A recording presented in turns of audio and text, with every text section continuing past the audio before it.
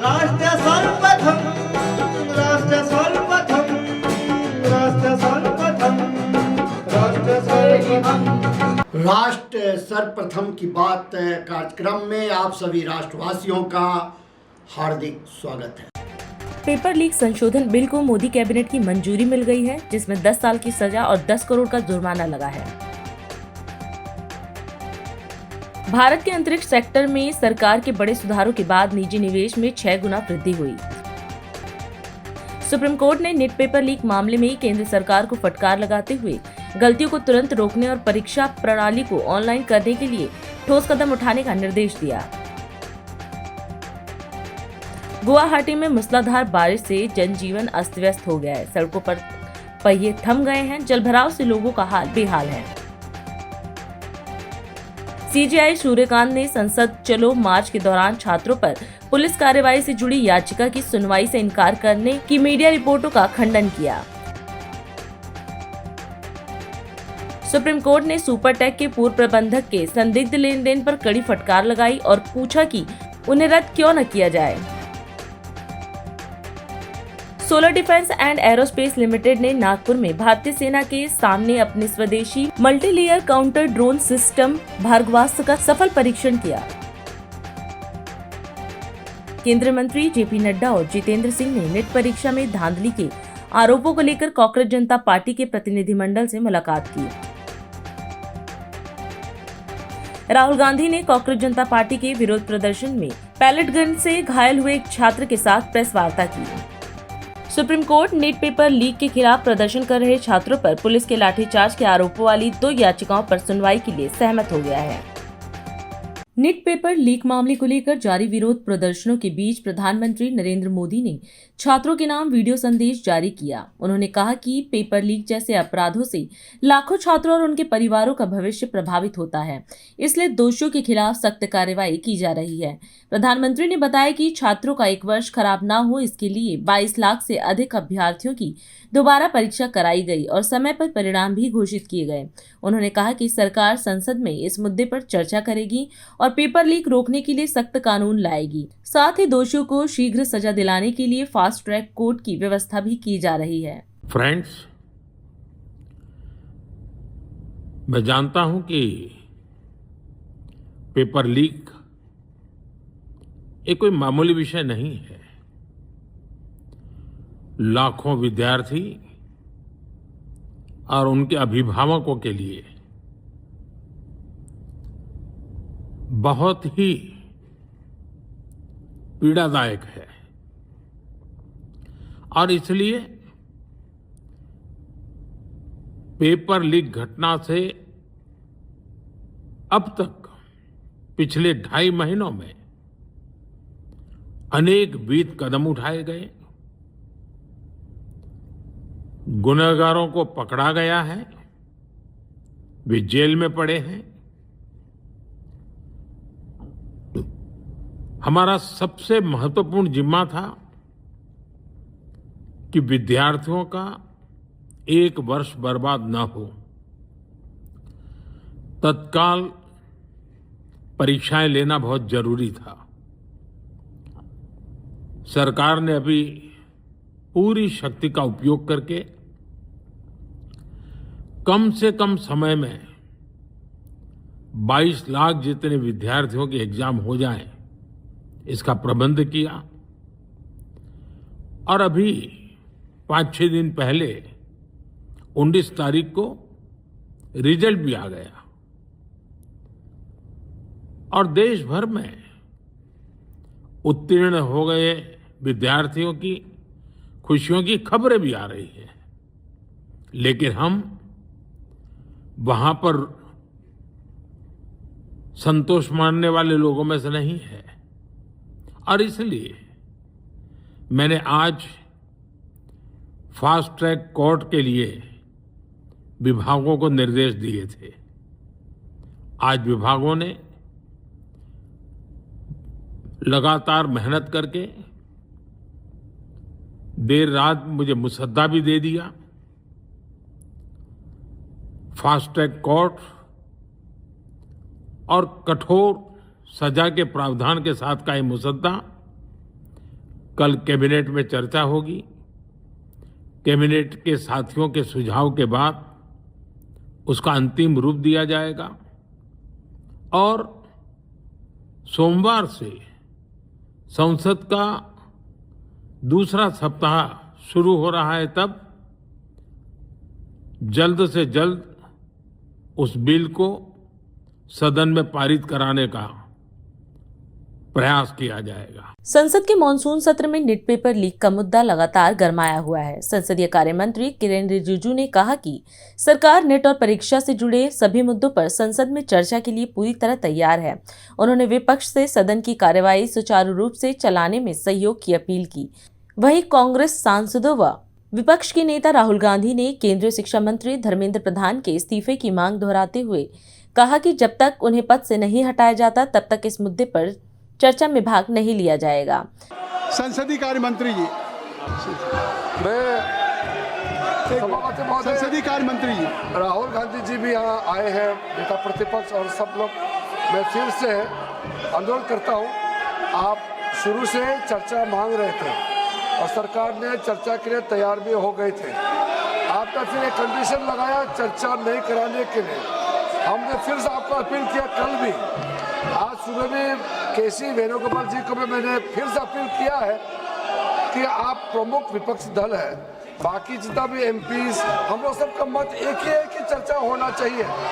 तो NEET exam पे प्रधानमंत्री जी ने देश को आश्वासन दिया और जो प्रमुख एक्टिविस्ट जिन्होंने भूख हड़ताल किया, सोनम वांगचुक जी ने भी अपना अनशन तोड़ा है और चर्चा के लिए उन्होंने भी मांग किया है। तो फिर देश के सामने में अब हम चर्चा नहीं करके बहाना बनाएंगे तो ये अच्छा संदेश नहीं जाएगा। और माननीय प्रधानमंत्री जी ने आश्वासन दिया कि एग्जाम पेपर लीक को लेकर के कठोर कानून लाने जा रहे हैं, यह आश्वासन भी दिया हुआ है। अभी 1 बजे हमारा कैबिनेट मीटिंग है।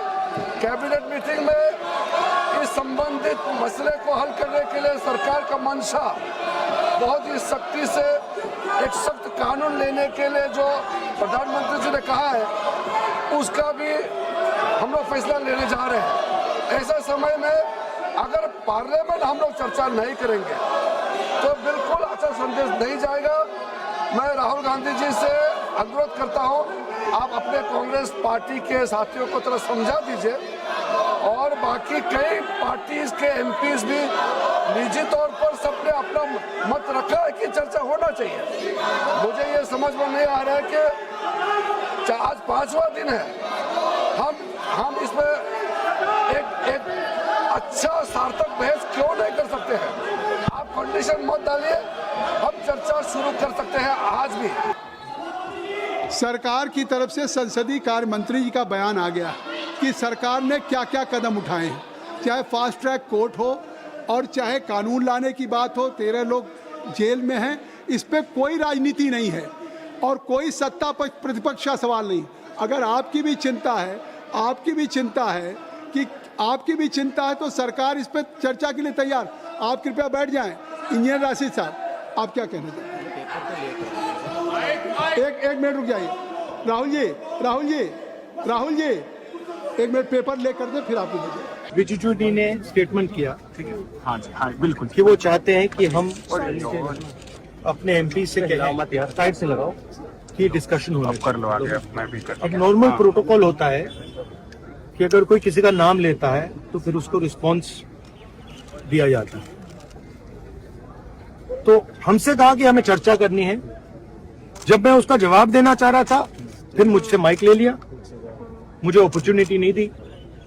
मगर मैं क्लियरली कहना चाहता हूं, जो ऑपोजिशन का स्टांस है, 3 मांगे हैं स्टूडेंट्स की। पहली मांग, education minister has to go. Second, जिन लोगों ने स्टूडेंट्स पे आक्रमण किया, मारा, उन पर एक्शन, अकाउंटेबिलिटी। और third, that prime minister should apologize to the students. These are the 3 conditions. We are not going to have any conversation, any discussion before Mr. Pradhan is sacked. Bihar के मुख्यमंत्री सम्राट चौधरी ने खेल विभाग द्वारा आयोजित मेडल लाओ नौकरी पाओ योजना के तहत नियुक्ति पत्र एवं खेल छात्रवृत्ति चयन पत्र वितरण समारोह का दीप प्रज्वलित कर शुभारंभ किया। इस अवसर पर उन्होंने अंतर्राष्ट्रीय तीरंदाज जीत लाला, आकांक्षा पांडे, मुकेश कुमार सहित कुल 19 उत्कृष्ट खिलाड़ियों को नियुक्ति पत्र सौंपकर शुभकामना दी। मुख्यमंत्री ने कहा कि बिहार में खिलाड़ियों के लिए सुनहरे भविष्य का नया अध्याय शुरू हुआ है।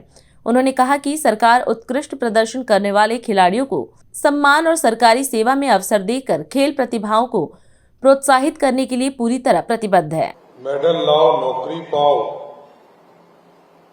योजना के तहत नियुक्ति पत्र एवं खेल छात्रवृत्ति के चयन पत्र के इस वितरण समारोह में उपस्थित इस सम्मानित मंच और मंच के सामने आए हुए तमाम खिलाड़ी साथियों, आज बिहार के लिए अनोखा दिन है साथियों। और मेडल लाओ नौकरी पाओ योजना के तहत लगभग 19 खिलाड़ियों को नियुक्ति पत्र दिए जा रहे हैं। ये अपने आप में अनोखा दिन होगा साथियों, और इसलिए मैंने कहा कि अनोखा दिन है कि इतिहास के पन्ने में लोग ये कहते थे पढ़ोगे लिखोगे तब आगे बढ़ोगे और सरकारी नौकरी की चिंता कर पाओगे, लेकिन ये पहली व्यवस्था है कि बिहार के सरकार के द्वारा हाईएस्ट लेवल पर डीएसपी का पद किसी खिलाड़ी को बिना परीक्षा दिए हुए देने का काम सरकार ने किया है, तो आज के तारीख में स्थापित हुआ है। और क्योंकि ये प्रेरणा आम खिलाड़ियों के लिए प्रेरणा का स्रोत बनेगा। सब इंस्पेक्टर बन रहे हैं हमारे साथी, डीएसपी बन रहे हैं। पहले तो लोग जरूर सुनते थे कि चपरासी का नौकरी मिला है, 4th ग्रेड में 3rd ग्रेड में मिलता था, लेकिन देश के लिए खेलना, देश के गौरव को वापस करना और इस देश की खेल की व्यवस्था को मजबूत करना जो भी बिहारी करेगा उसके साथ बिहार की पूरी सरकार खड़ा है साथियों। क्योंकि इस देश में आदरणीय प्रधानमंत्री जी चाहते हैं कि पूरा भारत खेलो इंडिया के तहत खेले। बिहार के पूर्व मुख्यमंत्री नीतीश कुमार जी ने मेडल लाओ नौकरी पाओ की योजना शुरू की, छात्रवृत्ति देना शुरू किया, और हमको याद है एक दिन में 2024 में हम लोगों ने तय किया कि बिहार में लगभग 5000 फील्ड बनाने का काम करेंगे। और आपको जानकर खुशी होगी कि आज के तारीख में जिस दिन हम लोगों ने 2024 में तय किया, आज 2 साल में 5000 के 5000 गांव में हम लोगों ने फील्ड बनाने का काम पूरा कर लिया साथियों। क्योंकि खेलने के लिए सुविधा चाहिए, छात्रवृत्ति चाहिए और एक प्रेरणा चाहिए। सरकार ने वो भी काम किया। हाईएस्ट लेवल पर नौकरी कैसे मिले इसकी चिंता किया, लेकिन आगे भी क्योंकि हमारे खिलाड़ी रुके नहीं। आज आकाश और मुकेश हाईएस्ट लेवल पर आए, पीयूष सब इंस्पेक्टर के तौर पर आए, कई और ऐसे खिलाड़ी आगे बढ़े।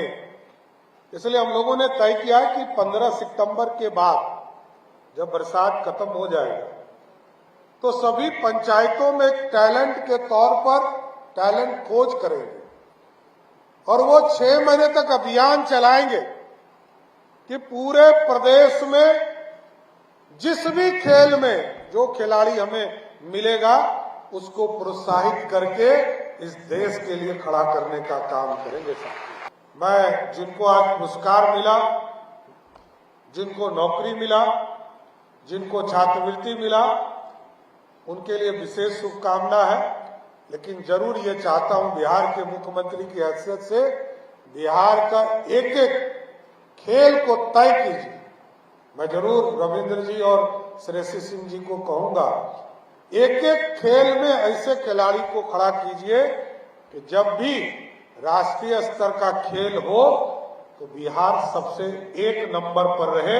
इसकी कल्पना आगे के दिनों में की, हम आगे बढ़ सकें। इसलिए मैं फिर से तमाम लोगों को शुभकामना देता हूं और सबके जीवन में ये अवसर आए, खेल से भी लोग पदाधिकारी बनते हैं।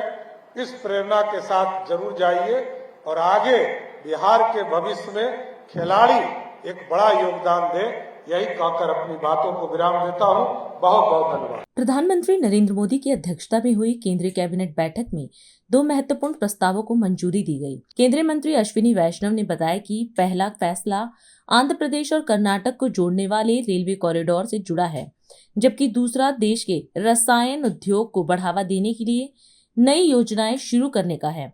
उन्होंने बताया कि गुटकल बल्लारी के बीच तीसरी और चौथी रेलवे लाइन बिछाने की मंजूरी दी गई है और 46 किलोमीटर लंबे इस प्रोजेक्ट पर 1264 करोड़ रुपए खर्च होंगे और इसे 3 वर्षों में पूरा करने का लक्ष्य रखा गया है।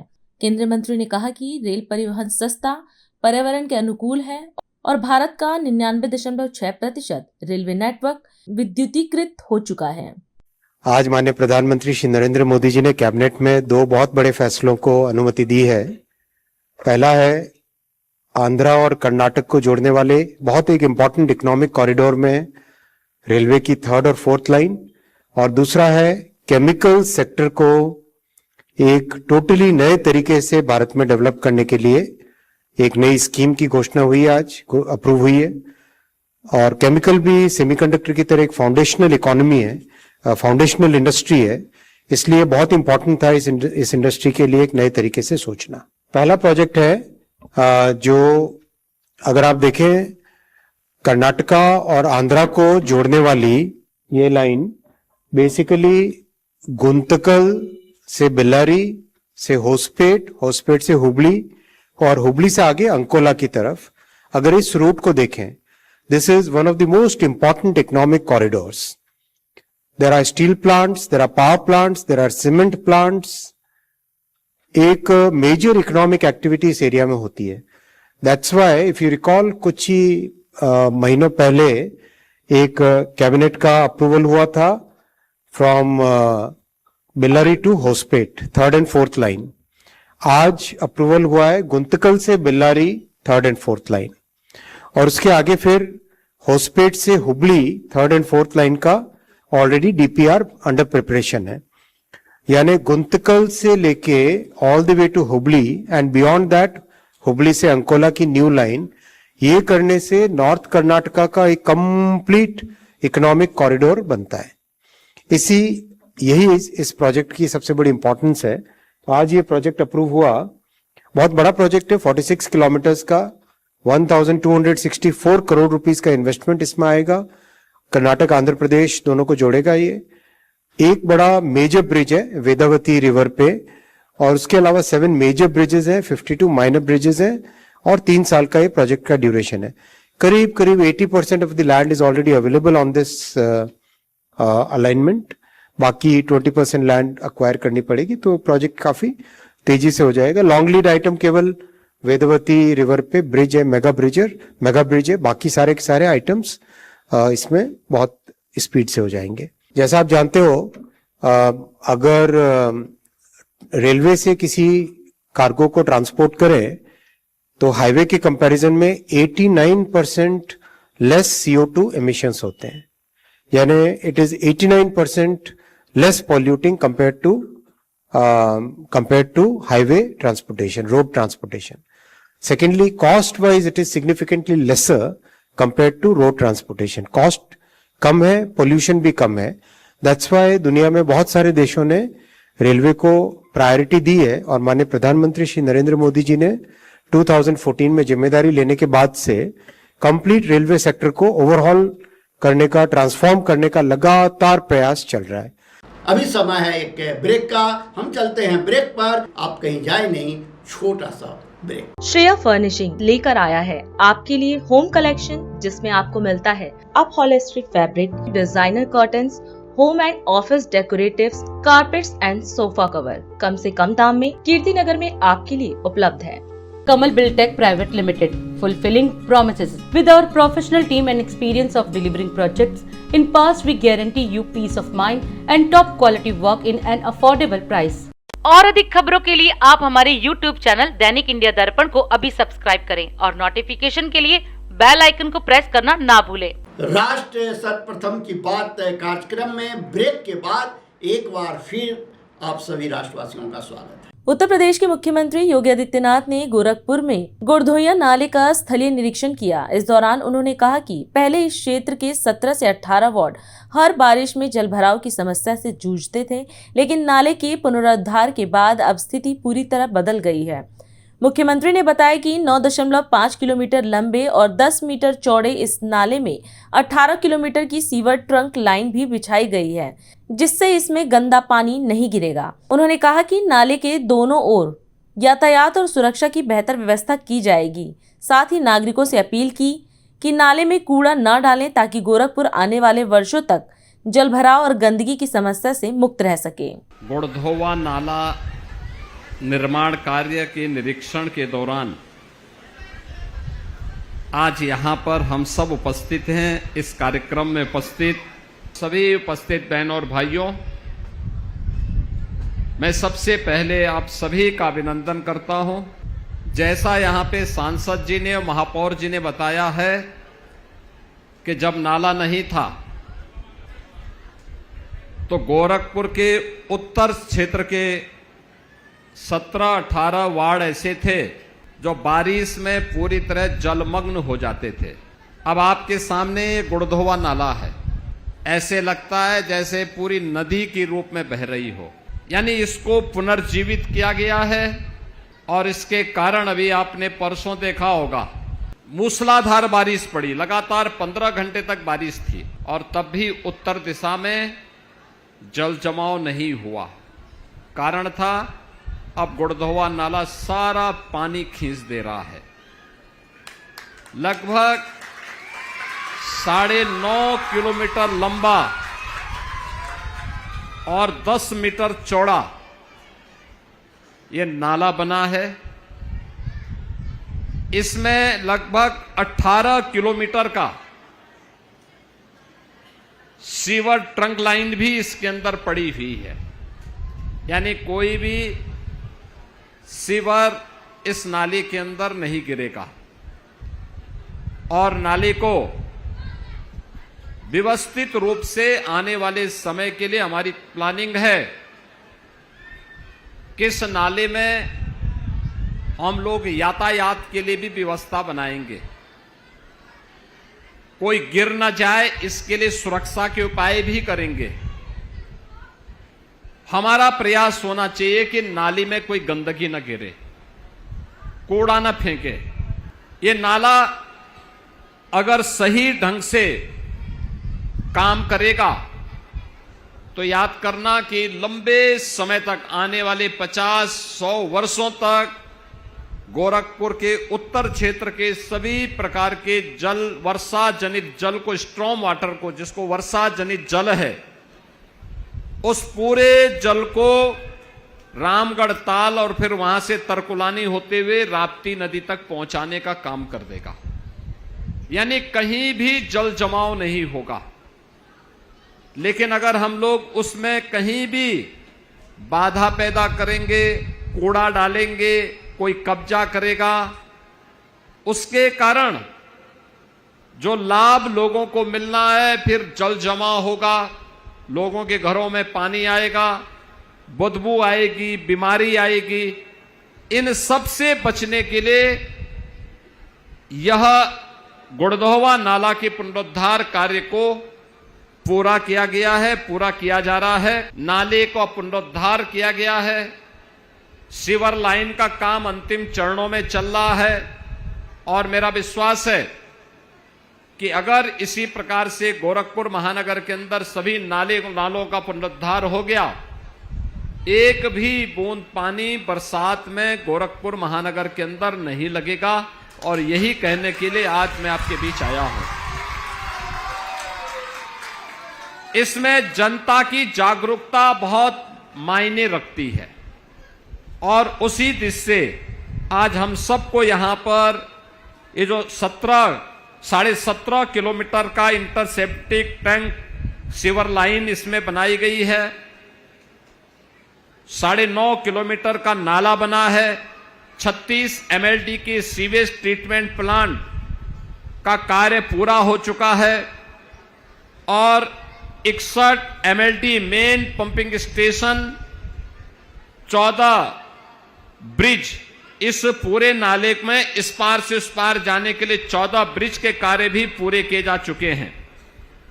मेरा मानना है गोरखपुर उत्तर की लगभग 3 लाख से अधिक की आबादी इससे लाभान्वित हो रही है और इसके कारण यहां के लोगों को काफी राहत भी मिलेगी, बीमारियों से मुक्ति भी मिलेगी, गंदगी से मुक्त मिलेगी, एक अच्छा वातावरण आपको आने वाले समय में मिलेगा। जयपुर में आयोजित राजस्थान वाटर कॉन्क्लेव 2026 का उद्घाटन मुख्यमंत्री भजनलाल शर्मा ने किया। सम्मेलन का उद्देश्य आधुनिक जल प्रबंधन, जल संरक्षण और हर घर जल अभियान को नई गति देना है। अपने संबोधन में मुख्यमंत्री ने कहा कि राजस्थान को जल संपन्न बनाने के संकल्प के साथ सभी एकजुट होकर कार्य कर रहे हैं। उन्होंने कहा कि क्षेत्रफल की दृष्टि से देश का सबसे बड़ा राज्य होने के बावजूद राजस्थान ने कभी जल संकट को अपनी नियति नहीं माना। प्रदेशवासियों के परिश्रम और जन भागीदारी ने जल संरक्षण की मिसाल पेश की है। मुख्यमंत्री ने प्रदेश से पलायन कर चुके लोगों से भी वापस लौटकर बदलते राजस्थान के विकास में भागीदार बनने का आह्वान किया। आज हम यहाँ सब राजस्थान को जल संपन्न बनाने के संकल्प के साथ एकत्रित हुए हैं। पानी के क्षेत्र में राजस्थान की स्थिति क्या होती है, यानी कि पानी के क्षेत्र में राजस्थान अन्य राज्यों से बहुत पीछे है। राजस्थान में आवश्यकता भी है, लेकिन इस प्रदेश ने कभी पानी की कमी को अपनी नियति नहीं माना। यहां के लोगों के समर्पण से, मेहनत से हमेशा उन्होंने पानी के क्षेत्र में, चाहे हमारे किसान हों, मजदूर हों, भामाशाह हों, उन्होंने आवश्यक रूप से कहां आवश्यकता है अपने बल पर पूरा करने का काम बहुत लंबे समय से किया है। पानी जमीन में कितना भी नीचा था, लेकिन कुएं बनाने का काम किया। आज हमारी पीढ़ी जब देखती है उनको, तो मन में सोचती है कि इन्होंने किस तरह से इनको बनाया। कल्पनाएं आती हैं कि उस समय में उन लोगों ने कितनी मेहनत से, कितने परिश्रम से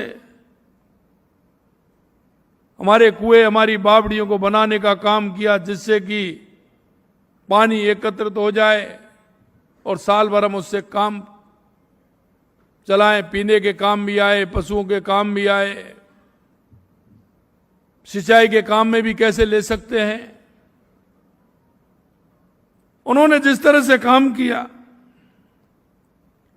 और मैं कह सकता हूं कि राजस्थान के प्रदेश के बाहर जो हमारे प्रवासी भाई हैं, मैं जाता हूं तो मैं देखता हूं उनको। कई भाई हमारे बुजुर्ग पहले व्यापार के लिए, उद्योग करने के लिए गए, लेकिन कई उनमें से ऐसे भी थे जो पानी की परिस्थितियों के कारण भी वो दूसरे प्रदेशों में गए। मित्रों, ये दर्द अंदर तक हिला देता है, क्योंकि उनके पास जमीन थी, परिवार था, पानी की परिस्थिति के कारण वो प्रदेश को छोड़ करके अन्य प्रदेशों में उनको शरण लेनी पड़ी। आज मैं कह सकता हूं, उनसे आह्वान भी करता हूं कि बदलते राजस्थान में आप आइए, आपको किसी भी तरह की कोई परेशानी नहीं होगी। और अधिक खबरों के लिए आप हमारे YouTube चैनल दैनिक इंडिया दर्पण को अभी सब्सक्राइब करें और नोटिफिकेशन के लिए बेल आइकन को प्रेस करना ना भूलें। आज हम इस कार्यक्रम में आपसे विदा लेते हैं। आप अन्य खबरों के लिए बने रहे। राष्ट्र सर्वप्रथम, वंदे मातरम, जाग उठा है भारत। राष्ट्र सर्वप्रथम